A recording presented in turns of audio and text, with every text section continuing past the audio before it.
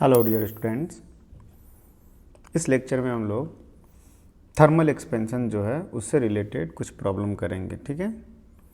और specially linear expansion के ऊपर में कि अगर कोई रॉड हो और लीनियरली एक्सपेंड कर रहा हो या कोई वायर है एक्सपेंड कर रहा है या कॉन्ट्रैक्ट हो रहा है तो वैसे प्रॉब्लम्स को किस तरह से सॉल्व करते हैं, ठीक है। इसमें दो सिंपल प्रॉब्लम्स हैं और एक थोड़ा सा ट्विस्टेड प्रॉब्लम, ठीक है। तो शुरू करते हैं।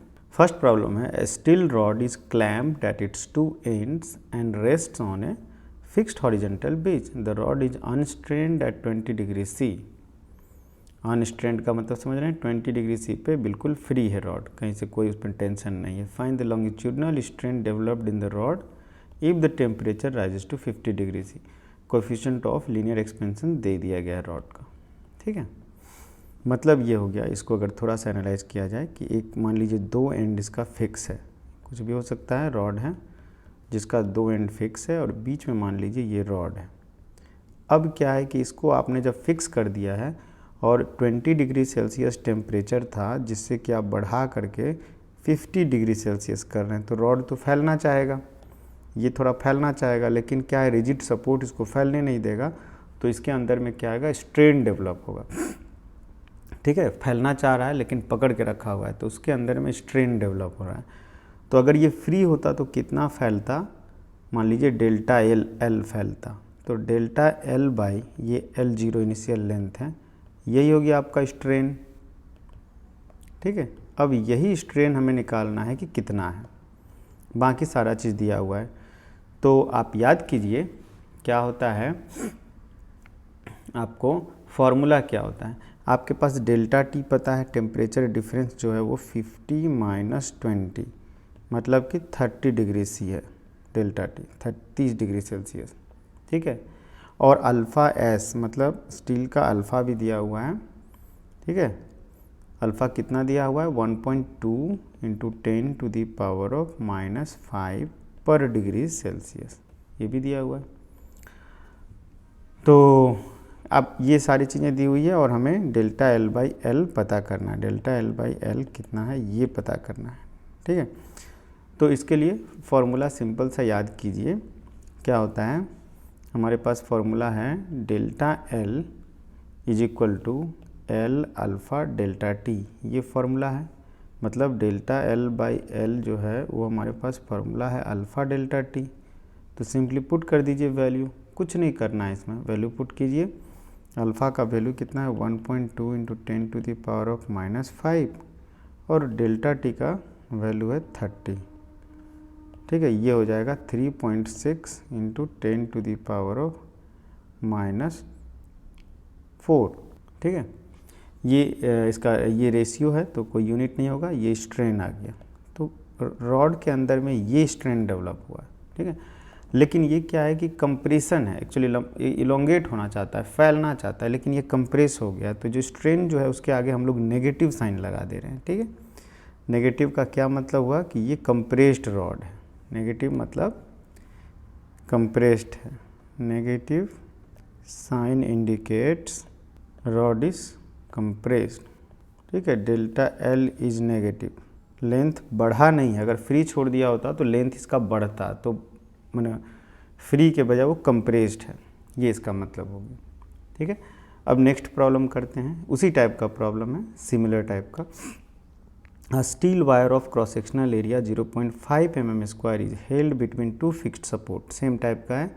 If the wire is just taut मतलब बिल्कुल टेंशन में नहीं है, बिल्कुल ये है, at 20 degree C, determine the tension when the temperature falls to 0 degree Celsius. अब क्या है कि 20 डिग्री सेल्सियस से 0 डिग्री सेल्सियस करिएगा तो रॉड क्या होगा, श्रिंक होना चाहेगा, ठीक है। श्रिंक का मतलब क्या है, वायर जो है वो सिकुड़ना चाहेगा, छोटा होना चाहेगा, लेकिन फिक्स्ड सपोर्ट उसको छोटा होने नहीं देगा, तो जिसकी वजह से उसमें एक टेंशन डेवलप होगा, ठीक है। इसको ऐसे समझिए कि सपोज कीजिए ये है दो फिक्स्ड सपोर्ट और इसके अंदर एक वायर है। अब इस वायर को आप 0 डिग्री से कूल कर 20 डिग्री से कूल करके 0 डिग्री ले जा रहे हैं, तो क्या होगा, ये छोटा होना चाहेगा लेकिन ये पकड़ के रखा हुआ है दोनों एंड, जिसकी वजह से ये एलोंगेटेड कंडीशन में है। एक तरह से जो इसको नेचुरली होना चाहिए था उससे ज़्यादा है। नेचुरली 20 डिग्री 0 डिग्री सेल्सियस पे छोटा हो जाता, लेकिन इसका मतलब सपोर्ट क्या किया हुआ है, इसको स्ट्रेच करके रखा हुआ है, तो जिसकी वजह से इसमें टेंशन डेवलप हुआ है। ठीक है, सपोर्ट इस तरह खींच रहा है, ये इस तरह खींच रहा है, तो कहीं ना कहीं इस पर फोर्स है, टेंशन है। वही हमें निकालना है कि वो जो F है वो क्या है। तो इसको कैसे किया जाए, ये भी बहुत आसान सा, इसमें सारा चीज़ दिया हुआ है।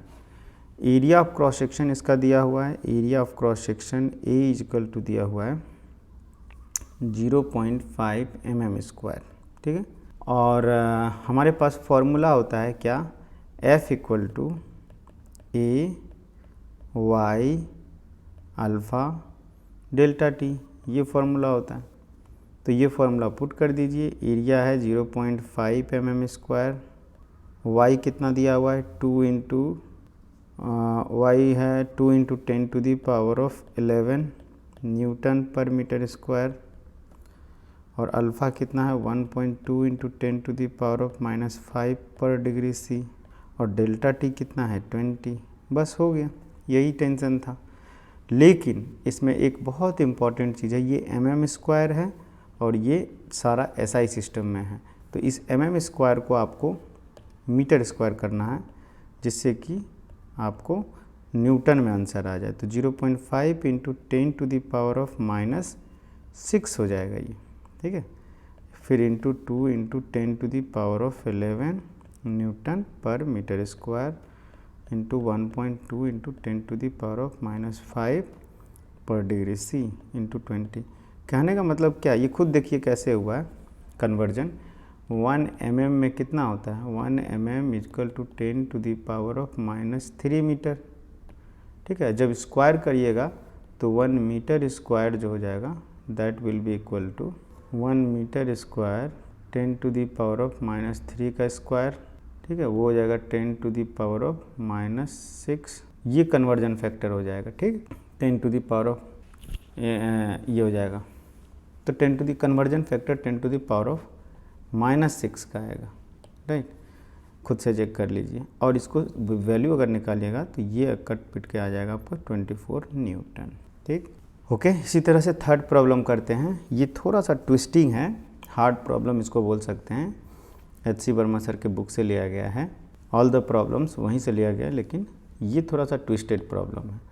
2 steel rod and an aluminium rod of equal length L0 and equal cross section are joint rigidly at their ends. Figure में भी दिखा दिया गया है।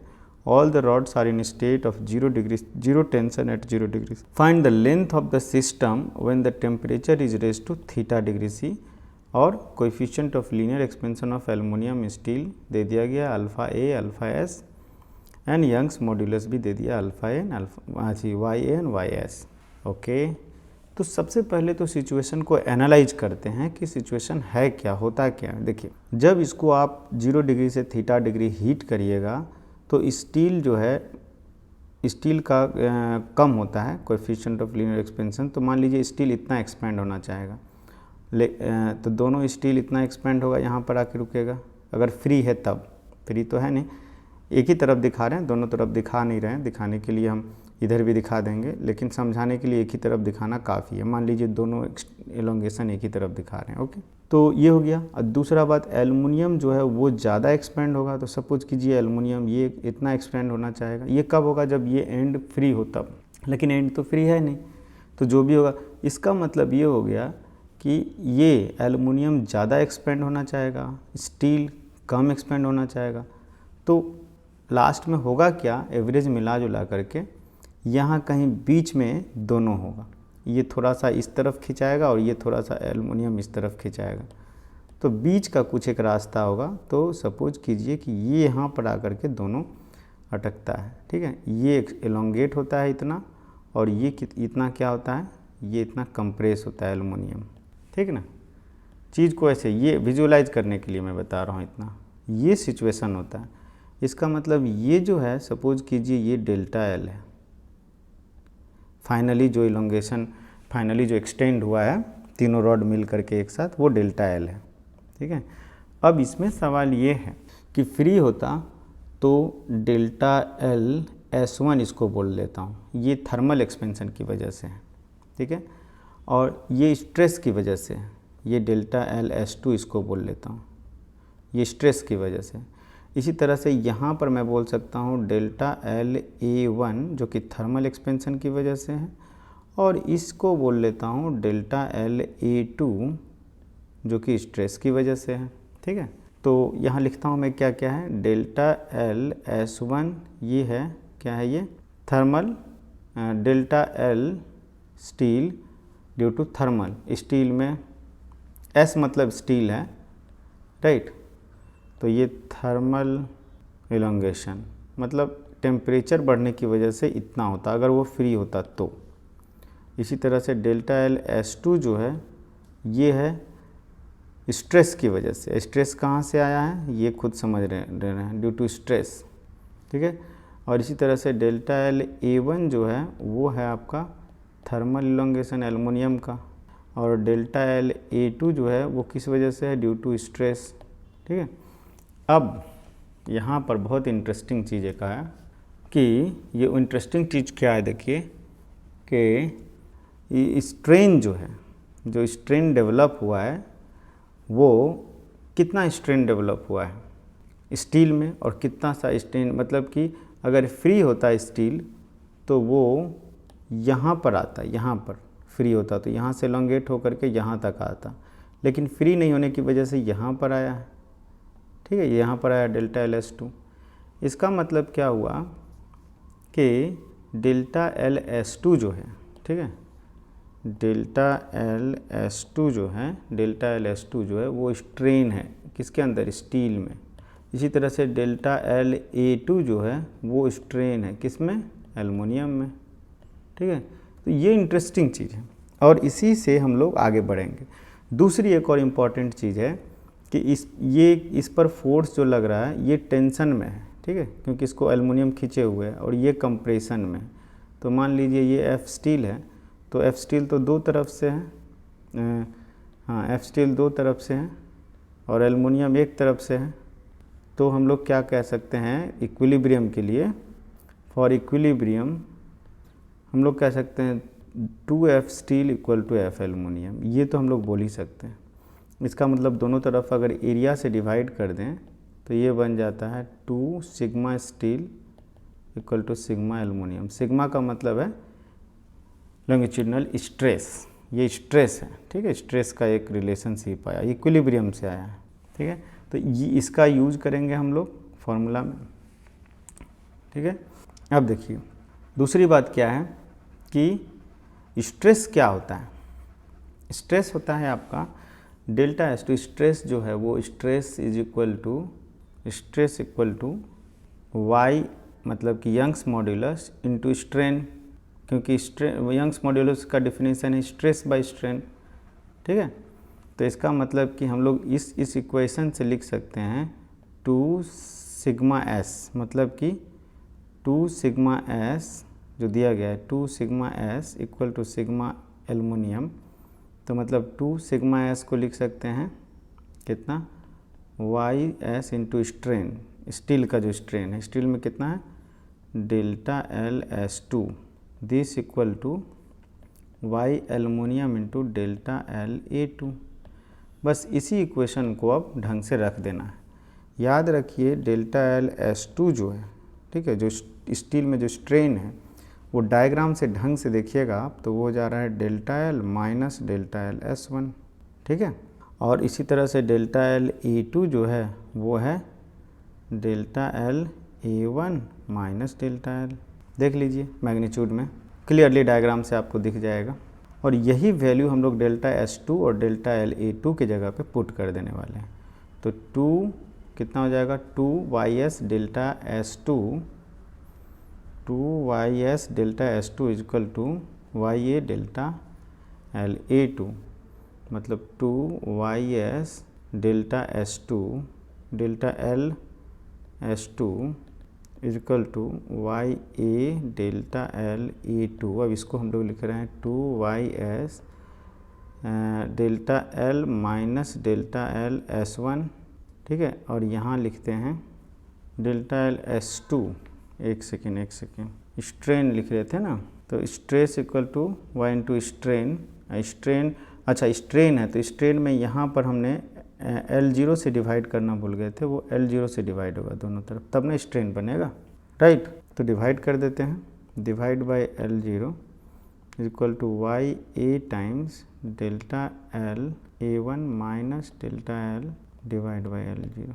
यहाँ से हमें डेल्टा एल निकालना है, जो कि ओवरऑल इलोंगेशन जो है इफ़ेक्टिवली कितना तीनों मिलकर के इलोंगेट हो रहा है वो है। और डेल्टा एल S1 जो है और डेल्टा A1 जो है वो हमें पता है। डेल्टा एल S1 जो है वो थर्मल स्ट्रेस की वजह से है, इसके L0 अल्फ़ा S थीटा, और इसी तरह से डेल्टा एल A1 जो है वो है L0 अल्फ़ा A थीटा।